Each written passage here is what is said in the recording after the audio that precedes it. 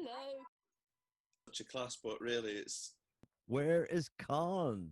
I'm Come here. on, Yeah. Con. There's Con. Uh, Well, hello, everybody. It's gorgeous to see you. You've all lost weight. Did you know? Yes, we are. I wish. Let's start this extravaganza. Here we go.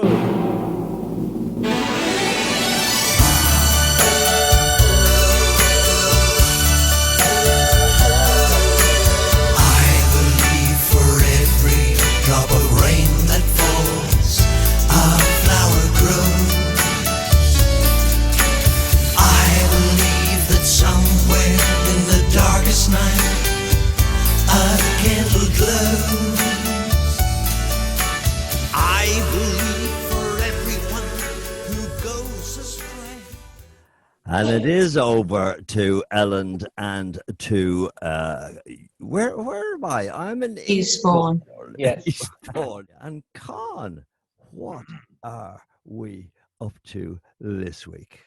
well, what we got up to this month has lots to talk about in that. And then we're going to tell you the story of Diane, all about the recording of it. And how are entertainers surviving? That's another question we're going to ask. And then we're going to talk about Batley, my memories of Batley Variety Club. And there's, that's another story. And then we're going to have a special request. We had a special request for You're My Best Friend. So guess who that's for? So we'll be playing that. And then, of course, the inevitable competition.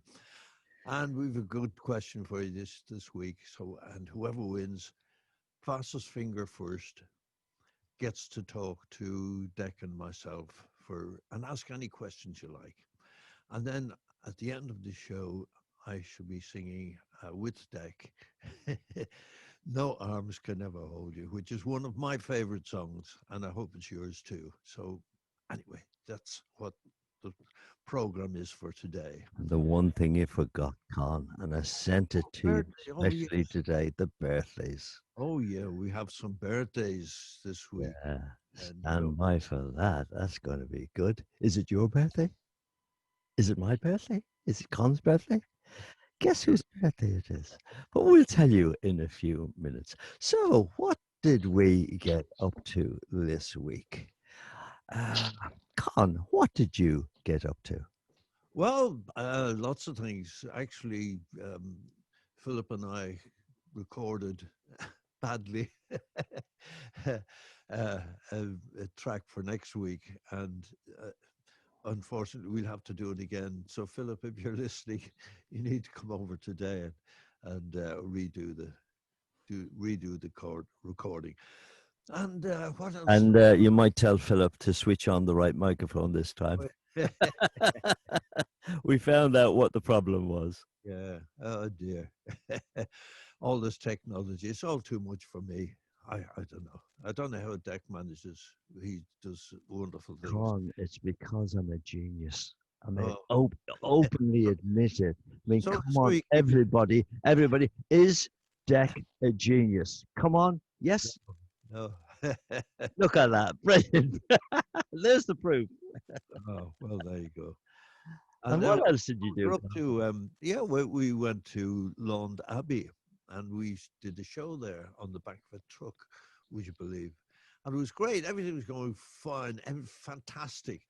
The crowd were loving it, and it was for the Rolls-Royce Appreciation Society. And everybody was enjoying it.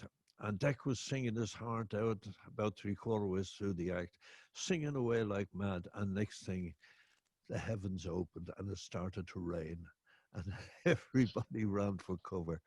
So I think, Con, they just simply didn't like me singing. That's what it was. that's what Or it was. some godly person up in the sky didn't like me singing. Isn't that terrible, ladies and gentlemen? Big offer, Deck. Oh, Thank you. Thank you. But listen, I actually I have a little bit of stuff that I recorded for the past week and the past month. And incidentally, there's a little bit of Lound Abbey in it. Here. Philip recorded a little bit, didn't he, for us? That's right, yes. And then he sent it to me by phone, which never in the music industry, ladies and gentlemen, never send anything by phone, please. So listen, here we go. We'll meet beside the waterfall. I'm ready to go. Heart is at your fingertips. I love the starlight in your eyes more than you will ever realize. And then it rained. And this is what it looks like after the event. We got to about 3/4 of the way through, and then the rain absolutely tipped down. Beautiful do. Only a few people left. Extremely wet, and now it's dried off, but there's the boys getting everything right. And there's a bit of a makeshift do, but worked well when they put a trailer up for us. Look, big trailer. Very interesting. Now this is the first family do we've had for a long time. And I've decided that I'm going to cook. Let's see how good you really are. Let's take the challenge. £29,000. The cooking is going to be amazing because I bought myself a whole salmon. A whole salmon. It's going to be beautiful. It's going to be gorgeous. Right. This is just the start.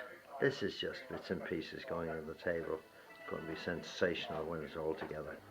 You've got nothing to do at the moment. Potatoes are boiling. The cucumber is ready for the final flourish on the salmon. And the salmon is in there cooking.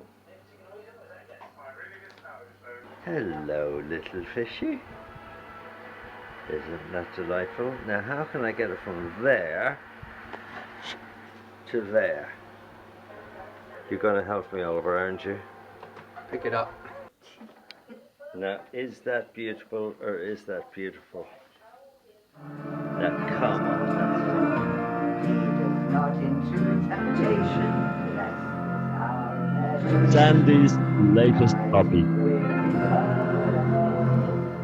There's a village beneath the valley, beneath the mountains high above, and there 20 years thereafter, Jimmy was to meet his love. Many friends were gathered in the chapel, and many tears of joy were shed.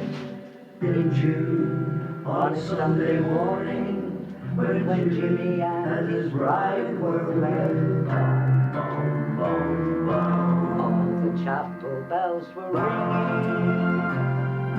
'Twas a great day in its life. The songs that they were singing, that Jimmy and his wife. Look at that. What are they called? Giant avocados. Godzilla avocados. Can't wait for this. Yeah, my And there's the speciality. chef. There's the chef. I've done it. I can't wait to have a bite of this. It looks astonishing, astonishing.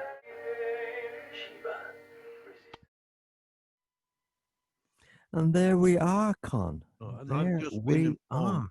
I've just been informed by my daughter Carol that the best way to cook salmon is to wrap it in silver foil and put it in the dishwasher.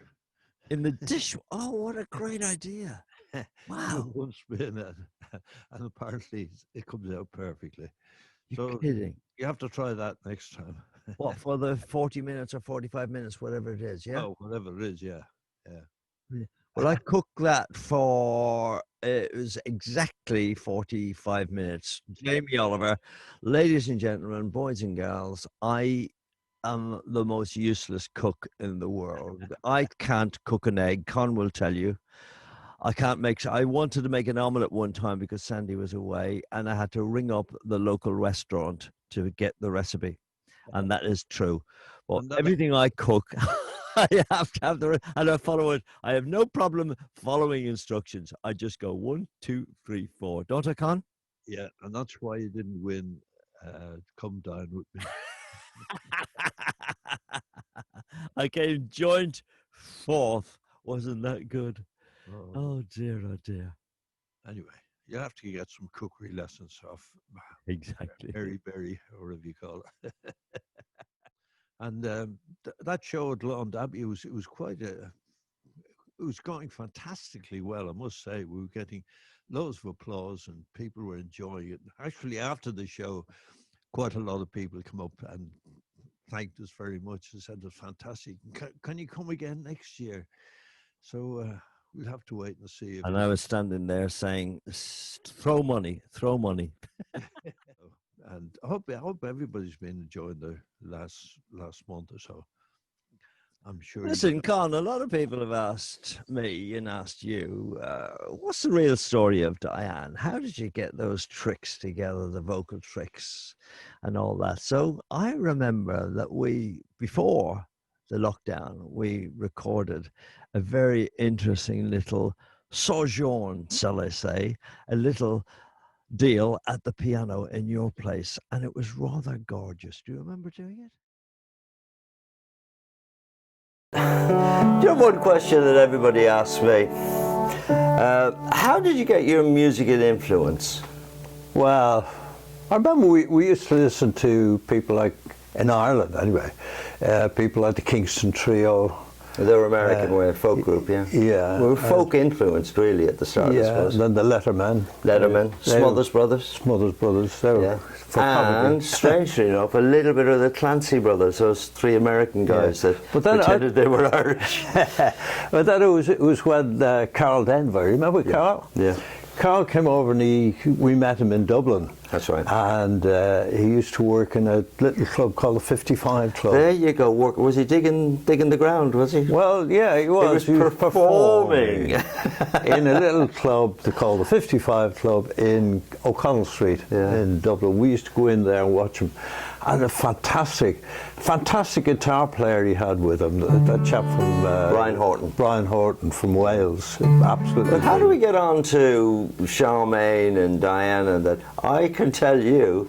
Yeah. I know, because I remember working it out. We figured out Marquita. Do you remember that? Marquita, Marquita. How did you get that high? I love you. So we sort of nicked. Let's always say, why create mediocrity when you can steal genius? Exactly. And we stole that idea because Dick Rowe had said to us, do a combination of Carl Denver and Frank Ifield, but with a harmony group flavour. Exactly. So when it came to Charmaine, I remember we worked out, we went, okay. Waiting just for you. Marquita, Marquita. But that was a terrible steal. And then, of course, Diane, which was Smile for me. My Diane, I'm in heaven when I see you smile. See you smile. Smile for me. My Diane. My Diane. And though everything's dark, oh, why I can see you, Diane. You have lighted the road leading home. Oh, pray for me when you can. When you can. But no matter wherever I roam, smile for me.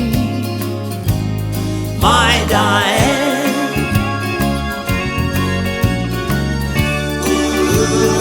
I'm in heaven when I see you smile, smile for me, my Diane, and though everything's dark all the while, I can see you, Diane. You have lighted the road leading home. Oh, rainbow me when you can, but no matter wherever I go, smile for me,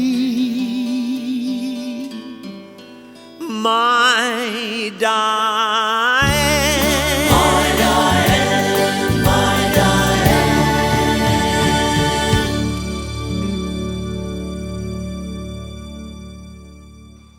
Ah, wasn't that lovely, Con? Lovely, enjoy that. Oh, everybody's applauding. Hooray! Oh, yes, let me see the applause. Let me see the applause. Let me see. Oh, there we are. Philip isn't applauding again. What's up with you, Philip?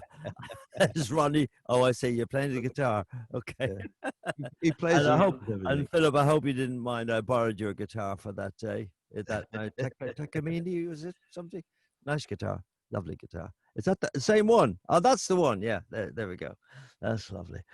So, I'm waiting actually for my daughter to arrive, but is she here yet? No, she's not here yet, because we want to get on to the subject of, which is very, you hear me spouting on about it, and quietly, Con's not as spouty as me. How are entertainers surviving at the moment? Well, actually, that's what you and I are in the Water Rats. And if you remember the story of the Water Rats, how it was founded, it was for a lot of artists who are struggling. You know, they become big names, and then all of a sudden, all the money stops coming in their old age, and they've got a lot of taxes to pay, back taxes, which they didn't pay. And so they rely on people like the Water Rats and for charity people. And there's a lot of artists at the moment who are not working because all the pubs, clubs, and everything else is on lockdown. So a lot of people not doing very well at the moment. I'll tell you what, Con, it's literally thousands. I can't tell you the number of artists I know who are absolutely skint at the moment. And they're talking about all this credit. What is it? Social, blah, blah, blah, blah. I haven't got the word. Anybody got the word for it? Something credit. And you've got to jump through hoops. They say you can have 80%, now it's down to 70% of the money that you earned last month. But the people I know, there's always some reason the council gives why they can't have that money. And let me ask Philip, actually. And Philip, I know you love talking and you talk forever, talk for England. But just in 10 seconds, please, Philip, what's your take on all of this? Well, Philip did a gig last week, didn't you? So, sorry, go on. I did do a gig last week, yeah. It was very successful. In the midst of everything that's going on, I think it's just you've got to learn how to survive regardless. I mean, look at just have a thought about maybe the miners' strike, 1980s. You know, a lot of people had that's your 10 seconds up, Philip. they had their world rocked and had to learn to adapt and survive. And through doing a lot of gigs with Billy Pearce around the Yorkshire area, I could see the after effects and who survived, who didn't, and how they did. You know, it's interesting time to learn right now. Let me ask you this, though, Philip. People like myself and like Con, I'm in a lucky position that Con virtually does anything I say. which is lovely, and he's my dear brother, and I love him to bits. And you'll see this. Where is it? Oh, it's on the wrong side. You'll see this, and I unashamedly put that up because PayPal have been wonderful and given us this system, the artist system. I don't see many artists doing it. I see a few artists, and that is a way that people can appreciate. We're not interested in the money. Forget about that. We're not. It's the whole principle of the thing. Now, Philip, what do you think? Do you think artists should do what we're doing when we're putting on a show like this? Should we get some recompense for it? Well, if you've got sincerity and grace and humility, and if you do put that tip jar up and things appear in the tip jar, that's it restores your faith. Yeah, you're happy and grateful, and that's the way I see it. Yeah. I don't see it as a means to an end, because I've got to be realistic and say there's not enough money comes in to survive off, so you have to find other streams of revenue. Yeah. But as far as heartfelt, what you're saying is, yeah, it's a show of respect. I see it as a show of respect, but it grabs me in my heart because it's the feel that you've got a community that's been created, and that community is rewarding you. An amazing fact, Victoria is exactly like me, but she is depending on the money coming in from this sort of thing. She did a show the other night. She's done two. She was out last night as well, and on Friday night. And on Friday night, she was down in Hook, and she's a bit like me. She's very impassioned, and she did a little speech about this very fact. You know, what are we going to do about all the entertainers on Zoom and all that, and really doing it for free? And what are we going to do about it? And lo and behold, one guy walked up and put 40 quid under her mixing desk. She couldn't believe it. Wasn't that amazing? Wow. But there we are. That's lovely, Philip. Thank you for your any last thoughts? Not really. I think we've covered everything. It's just, only thing is, entertainers entertain. And as soon as your fourth wall starts to come down and say, woe is me, you know, I'm in a terrible position and what have you, and pulling people's heartstrings. I'm not, no malice intended in what I'm saying, but it's something that I try to avoid to do and remain sincere to my profession. It's a product at the end of the day. And sometimes in business, you have to burn your money to make a profit long term. Yeah. And we're in a winter, and hopefully what you do in the winter shows people that you're ready for the summer. And Con? Yeah, I think Philip is speaking a lot of truth. You know, it's as he says, it's in the winter at the moment, and hopefully we'll all come out at the other end to a nice spring and a nice summer. Maybe next year, maybe the year after. God knows how long this is going to take. But I think I know a lot of people laugh at Boris Johnson, but I think he's doing a wonderful job, and he is very sincere, because let's remember that he had the virus as well, and he survived. So he knows all about it. So there you Lovely. go. Well, that's lovely, Con. Thank you very much. And thank you, Philip. Thank you, Philip. Pleasure. During the week was that our friend Alan Clegg died last Tuesday. I think it was Monday or Tuesday. And everybody's saying, who the hell is Alan Clegg? Alan Clegg was a carpenter, and he helped to build Batley Variety Club. And it took, from the time we laid the foundation stone, it took 16 weeks of hard work by all concerned, including Alan Clegg. And when they'd finished and Jimmy was opening the club, Jimmy Corrigan was opening the club, he turned to Alan and he said, Alan, how would you like to be the manager? And Alan said, wow, yeah, fine, okay. And he did a wonderful job, and he became a great friend of ours.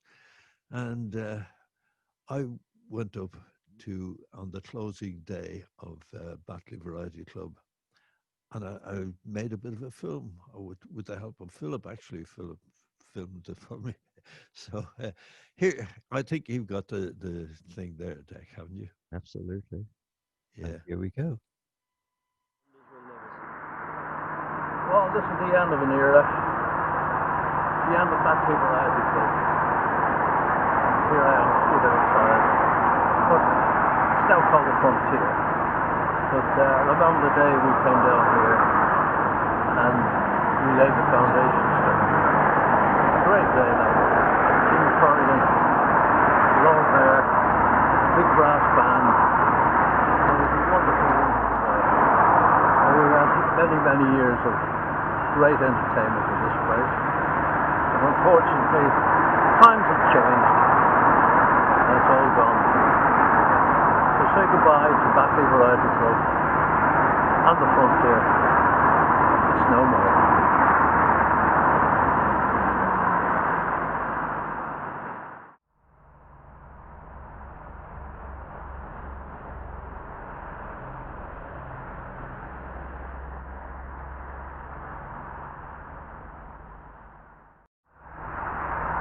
Well, let's take a look inside what used to be Batley Variety Club.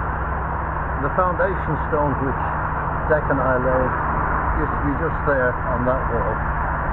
But that's disappeared, same as everything else. So come on inside and have a look.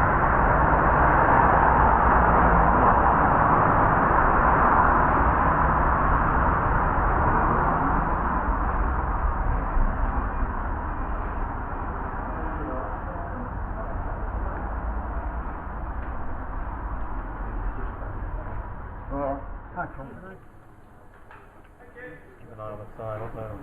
Yeah. You guys put a nice little package together. Yeah. Got a few interviews with the various people who've been involved over the years, and then we'll come to the live bit with you and Bernie.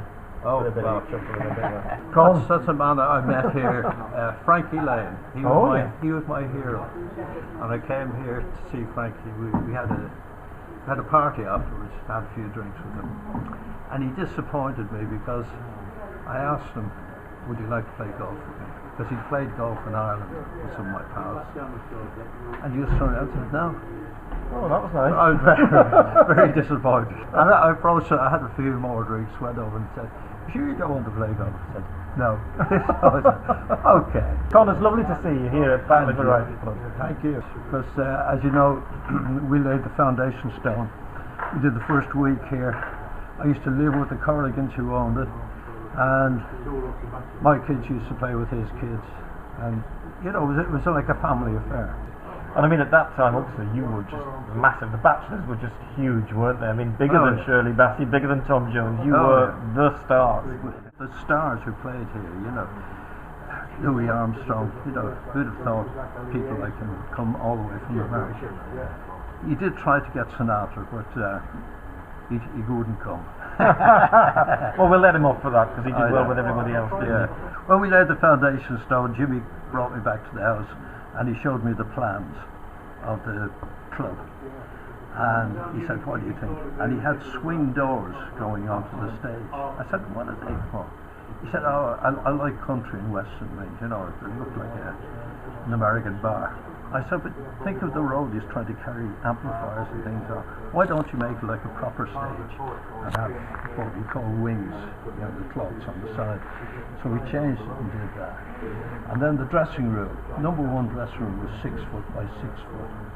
I said, now, there's 3 of us sitting in the dressing room, and you've invited the chief of police, and he's bringing his wife here, and the Lord Mayor, he's bringing his wife here, and yourself and Betty. I said, how are we all going to fit in a 6 by 6 room? I said, I think you need to rethink on that. So he made the room bigger, and I said, while they're at it, why don't you have like a reception room with settee where you can entertain your guests, and then a separate room for changing, and possibly, if you can afford it, I said, toilet and shower, things like that. Give him his due, he did the whole lot. And he even put a bar in there, which is fantastic. Thank you. Lovely, thank you. Thank you. Yeah. Enjoy it. What's going on? Looks the same. Looks the same. Well, I was never allowed in here. I was just riff-raff. But But we used to come in and steal all the fruits and the everything that the top of the building never used. All the flowers and the fruits. Oh yeah. There used to be a bar in here as well. Yeah. Yeah. It was all the optics were in here, so you could have whatever you want. And you know, you could help yourself. Obviously you had guests coming in, so that you spoke to in there. Then you come in here to change. Cool. And you could have a drink as well. Did you have the shower and the toilet in brown then? This was one of the best stages you couldn't work on, because you felt you could just touch the atmosphere, man, and everything, didn't it? It was this and the Palladium, two best stages in the world. Absolutely brilliant. Well, we've come inside the club now, and with a man who goes back as far as this club, Con Cluskey from the Bachelors, the original Irish boy band. The original one, yeah. Con, now, I mean, you actually laid the foundation stone. You've got a bit of history in your hand, haven't you? Yes, indeed. That is the actual gavel that I used to bang down the foundation stone. And you were brought here, what, from the town hall in an open-top car? I mean, what's an extraordinary circumstance? Well, we came all the way up from London to this God-forsaken place, and we went to the town hall. And then we met Jimmy Corrigan, who built this place. And then the Lord Mayor was there, and we were brought in an open-top American-style car with a brass band in front of us, marching all the way down, waving like royalty. Well, you were huge. You'd had, what, 18 number 10 hits. So when you played the opening night, what was it like? Oh, fantastic. Absolutely. This here was the best stage in the world. This and the Palladium to work, because you felt you could just put your hand out and touch the audience. Absolutely wonderful. And the reaction, was it people who'd been starved of that kind of entertainment, basically? Oh, I think so, yeah. Well, Jimmy said to me, he said, do you want to know why I built it here? And he showed me a map, a population map of England. And right in the middle of it all was a Batley Variety Club. Right in the middle of all the population. And there's pictures of me with this on our website, so if you Google the Bachelors, you can still find it. Oh, you can still find it. Yeah. A tear of regret it's going. I do too, sir. It's like a little pang, because this was part of my life, you know. Because I used to come up here and I used to stay with the Corrigans when we were working here. We were family friends. My children used to play with his children, with Jamie, and it was absolutely a very close connection. Very, very close. Well, Connor, thank you for your time and your memories. Can I say that there will be dancing for the last time tomorrow night? For some of us, though, we're not quite sure if our knees are up to it. But as it says, really thank you. Just look at this wonderful place. Just look at that lighting rig, for example. I think there's another one like it anywhere else in the country. Let's talk to the current manager, Nick Westmore.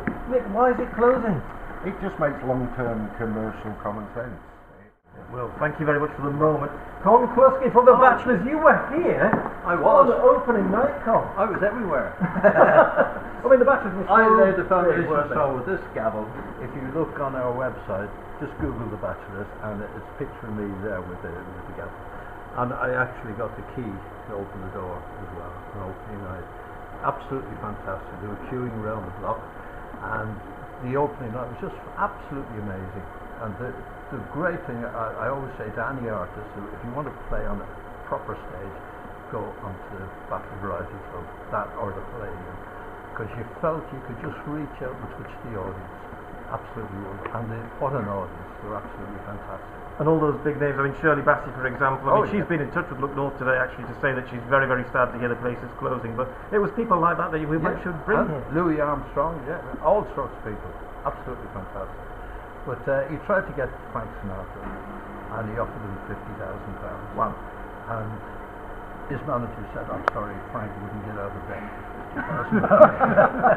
Let's bring in Bernie Clifton, because Bernie, you have been on that stage. How are you going to be feeling tomorrow night? Very, very sad. It's the end of an era.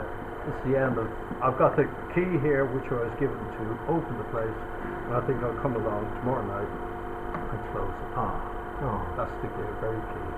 Given to me by Jamie Corrigan, who is Jimmy Corrigan's son. And it's very sad, isn't it? It is. It is. Well, look, gentlemen, all of you, thank you very much indeed. It is certainly the end of an era. I know we're all feeling quite emotional, aren't we? We are. We're going now to music, though, aren't we? 1, 2, 3. Okay. Music, wardrobe, makeup, lights, action. Hey. Hey. Good old Bernie. Oh dear. He always made me laugh, Bernie. But my fond mem I think the last time I saw him was at the Water Rats, and we were having a meeting there. And Bernie came in a bit late on purpose. And what he did was he had a roll of sellotape tied around his waist, and he walked back and forward through all the people who were there at the Water Rats, walking back and forward. And he was tying them all together with this roll of sellotape behind his back. He was absolutely mad. Great, great, great entertainer. Fantastic. I love him to death. But I think one of the reasons which Batley Variety Club, Jimmy Corrigan used to say he closed it or he sold the club because the artists were too expensive. But in actual fact, I think he overstretched himself because he tried to build a place, an amusement park over in Majorca. And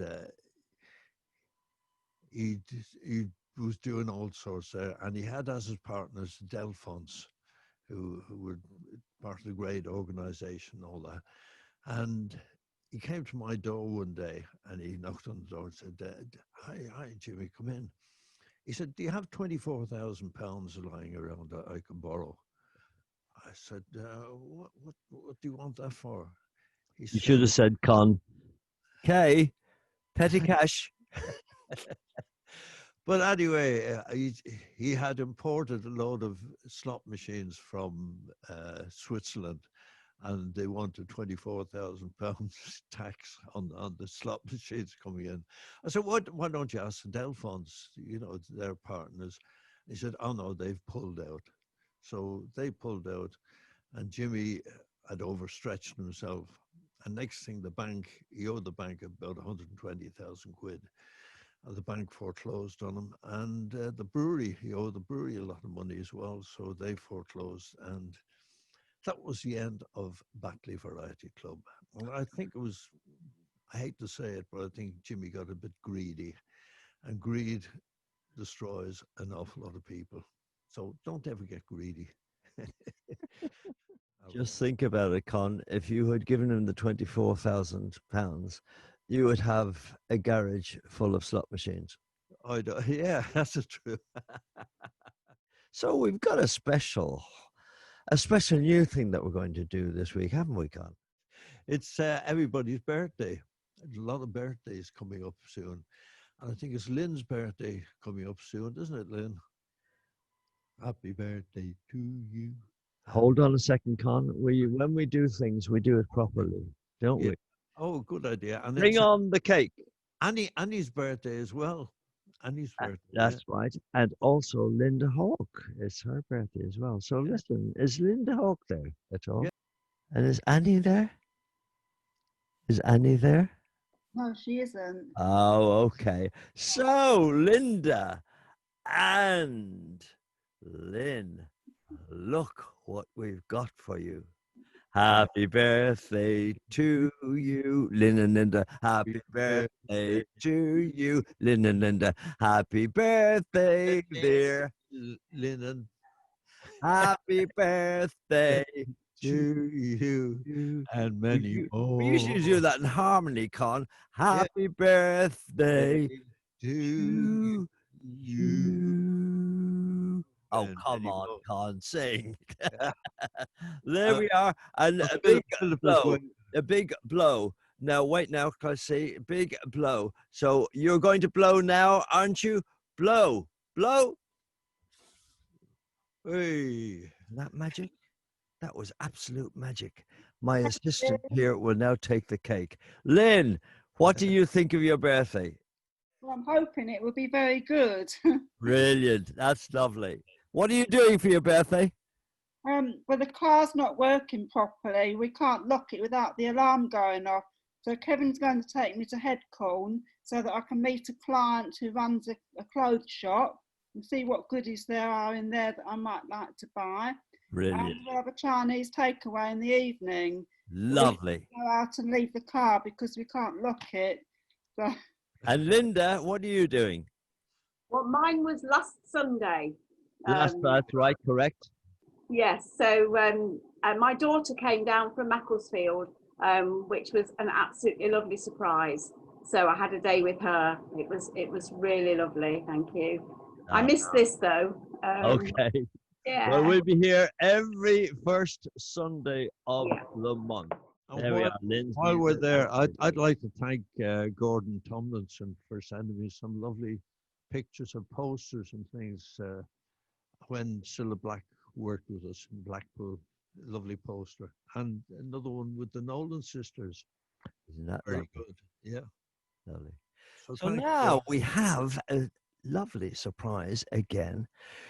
I recorded You're My Best Friend for my wife, Sandy, and it really went so well. We've had so many requests to repeat it.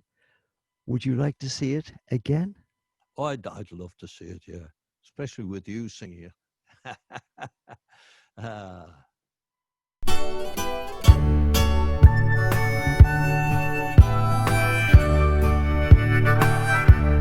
You place go on my finger. You gave a love like I've never known. You gave life to our children and to me a reason to go on. You're my bread when I'm hungry. You're my shelter from trouble away. You're my anchor in life's ocean, but most of all, you're my best friend.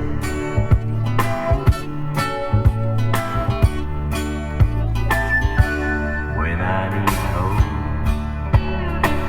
and understanding, you're strong. When I'm tired, if I search the whole world over, you'd still be everything that I need. You're my bread when I'm hungry. You're my shelter from trouble away. You're my anchor in life's ocean, but most of all, you're my best friend. You're my bread when I'm hungry. You're my shelter from trouble away. You're my anchor in life's ocean, but most of all, you're my best friend.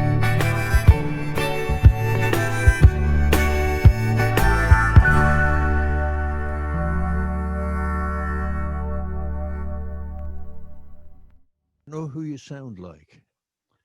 Remember Jim Reeves? Sounded very like Jim Reeves. He was a great singer. Hey, look at all that applause. Hey, hey. Fantastic, fantastic. I must say Sandy looked very well in that. Telling me that I sound like Jim Reeves. Yeah, he was a great singer. I know he was. I Yeah. sound like Dick Lusky. There you are. So, Con, let's get on then with the competition. The competition, yeah, exactly. Shall you do it or shall I do it? Oh, you go on. You're I'll wonderful. do it then. Okay. Here's a question. Fastest finger first, and you know where the thing is down there. Yeah, you got to go on the chat box, which is down there. Okay. The chat box. Just click on it now, and then you're ready. And then you can then type your answer very quickly. And it's the first person to get. And I'll tell you what, this is so difficult, Con. Yeah, I think we'll have to go with the nearest. I think so, yeah. Well, as everybody knows, or most people know, I live in Newhall, Elland in Yorkshire. And it's a very old house. I'm saving up to buy a new one. Can anybody tell me how old my house is, or what date was it built? Anybody there? Can Okay, I'm anybody looking at the chat box now. Yeah, how old? 1820, 1753, nowhere near. 1870, 1828, 1700s, 1624. Getting close, getting close, getting close, getting close. Anybody else? You have to go back hundreds of years before 1500s. No, before that, John. Before that, 1500s, 1400s. It's Victoria. Victoria, you have won. But can we hear you, Victoria? It's 1480, actually, Con, isn't it? It was actually built in 1480 for the Savile family, John Savile. And the Saviles at that time owned half of Yorkshire, I must say. There's a lot of land. And you own the other half. I own the other half. But yeah, it was built for Saviles. And then so Con, let's see, can we get Victoria? I thought all young people were supposed to be wizards at technology, Victoria. I know you got a new phone, but can we speak to you? Oh, are you there? Yes. Oh, lovely. That's wonderful. So, and you've got, is that Sooty behind you? No, that's Sue. That's Sue, is it? Okay. Sue. There's Gaga. Where's Gaga? There's Gaga, yeah. And there's Sooty. Wow. Can you see him? Yeah. On the floor, lying on the floor. Yeah, I'm using my phone because it was just quicker than getting my laptop out. I've literally just walked in through the door. So. Wow. So why weren't you here in time? Because I have had to borrow my friend's car for work, and I had to take it back today. So yeah. she's just dropped me back home. So Victoria, now that you're there, a very interesting question. What is your take on the fact that entertainers are finding it very, very hard to make money from their chosen profession at the moment? And I think you should touch really on the fact that the main stars, like all the big main stars, like who could we mention, the Bradley Walshes and all that, they're very secure because there are ways around recording them. So they are still making the money. I don't know what people like Robbie Williams are doing. He's rich enough anyway. Oh, yes. Well, what's your take on the whole situation, Victoria? In about 30 seconds, go on.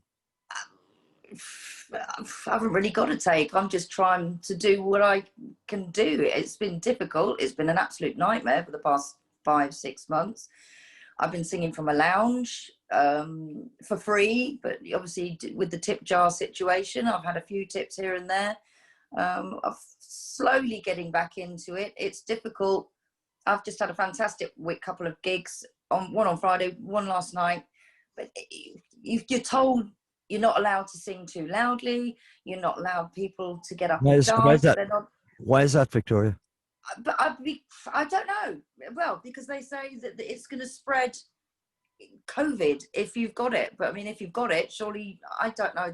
I'm still trying to get my head around it all, to be quite honest. If you sing too loudly, then people will lean into each other to shout. Oh, yeah, no, well, yes. But even if you've got the volume down, I have my volume at a sensible level. People still, but people, they don't want people to join in with you as well. You know, people aren't meant to be singing along. They're not meant to be dancing along. And you try stopping people from singing and dancing along. It's quite difficult if they're enjoying themselves. So exactly. In other words, they're not allowed to enjoy themselves. Yeah, yes. Well, you're not allowed a life. Well, that's absolutely lovely, Victoria, and thank you for your take on that. That's very, right. very helpful. And now, Con, we're getting to the interesting part, and I want Victoria to mute her microphone, please. Oh, The interesting part where you're going to introduce the live, the absolutely live section. And I do admire, Con. And by the way, I have to say, your performance on One Voice the other night was terrific. And Philip, terrific. Except, shall I tell everybody what happened? Yeah. They Con recorded One Voice, which Carol, Con's daughter, has requested. Now I've done a mammoth arrangement. It really is a mammoth arrangement of it. Sounds fantastic. And I've done all my bit, and Victoria's done all her bit. So it was down to Con and Philip up in Con's house to record their bit, and they set everything up beautifully with the microphone I gave Con. And another bit of equipment, so all perfect. Everything was wonderful, and they didn't have the microphone switched on.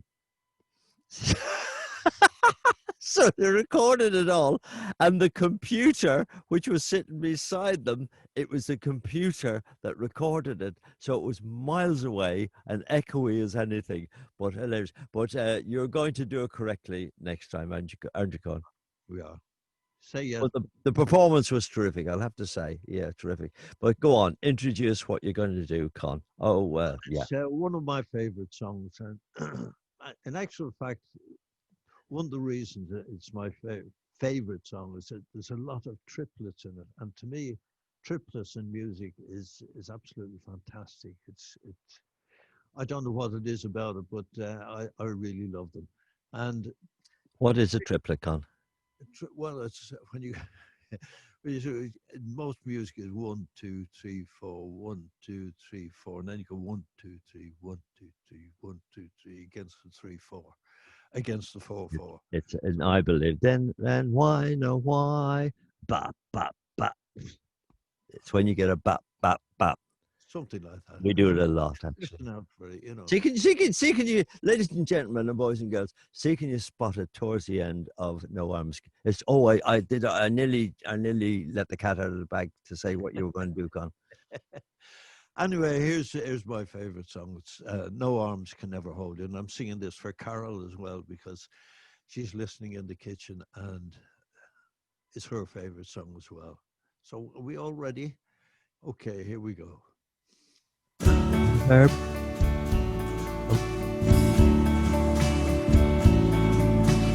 No arms can ever hold you like these arms of mine. No heart can ever love you like this heart of mine. My dreams can all come true if you care for me. This love that I feel for you was just meant to be. No lips can ever kiss you like these lips of mine.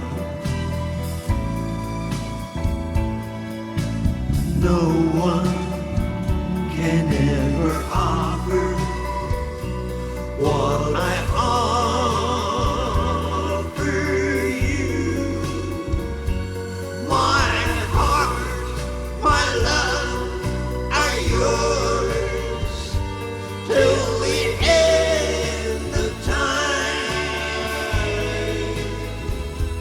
No arms can ever hold you like these arms of mine.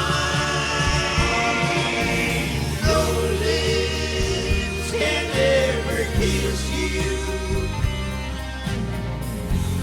like these lips of mine. No one can ever offer what I offer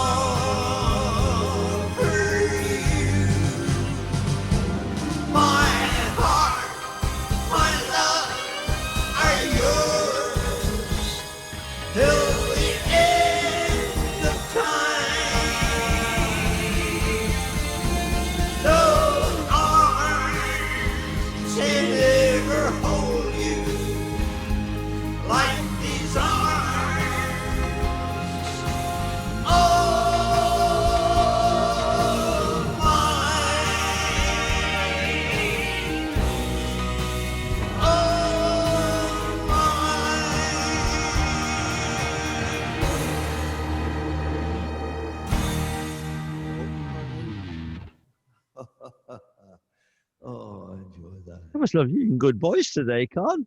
Yeah, well, Get that microphone out quickly and get it plugged in quickly, properly this time. Oh, wait, no, we got the applause. We got the applause. Wait now. I see, yeah. I tell you what, Con, you're getting much more applause than I got for you're my best friend. Yeah, because you sounded like, I'm in a cave. Hang on a minute. Because you sounded like Jim Reeves. That's why. So that's the end, Con. We've come to the end, and let's see what the time is. I'm a so-and-so for time. Look at that, spot on. Well, 1 minute over, Con, which is good for us. That's good for us. So tell us what is going to happen next month, on the 4th of October. Put that in your diaries, people, everybody. 4th of October. Yep, we'll be back again, and I'm sure we'll have lots of good stuff to do. I'm trying to think what I can be doing for the next month. I'll probably be out in the garden again. You'll be recording one voice, please. One voice. Oh yes, one voice, and we should videotape it as well. Yes. And Philip's coming over hopefully to my place to Newhall to do the recording, maybe today or tomorrow or whenever. Yes. And then get drunk. Yeah. That's a good idea. Yeah. Okay. Look forward to that. Okay. So listen. I'm sorry. Say again, Victoria. I said that sounds like a good plan. Yeah. Oh, it is. Yeah. You've recorded your stuff already. I know. Perfectly, because I know how to plug in microphones. Oh dear. Okay. I'll make sure it's plugged in this time. Well, it was plugged in, but I don't know what went wrong. You didn't press the wrong button, did you, Uncle Colin? I don't know what, but actually Philip was the sound engineer. He set the microphone up. Perhaps they were drunk last time. Anyway, we'll do it right. I'm actually laughing, Con, because it's so comical to imagine like all the gubbins and all the stuff around the microphone. You said you had a blanket over your head. I'm imagining all of that going on. You're singing your heart out, and it was actually being picked up by a computer, which was over there. And the microphone wasn't on. Philip is a fantastic sound engineer. He actually designed sound for a big show in the West End a couple of years ago, which was very, very good, very successful. Okay, Con, so we're winding up to the end, and now you've told us all the excitement of what to look forward to next month, and it's exciting, and it's going to be a big, exciting goodbye from Deck in Eastbourne.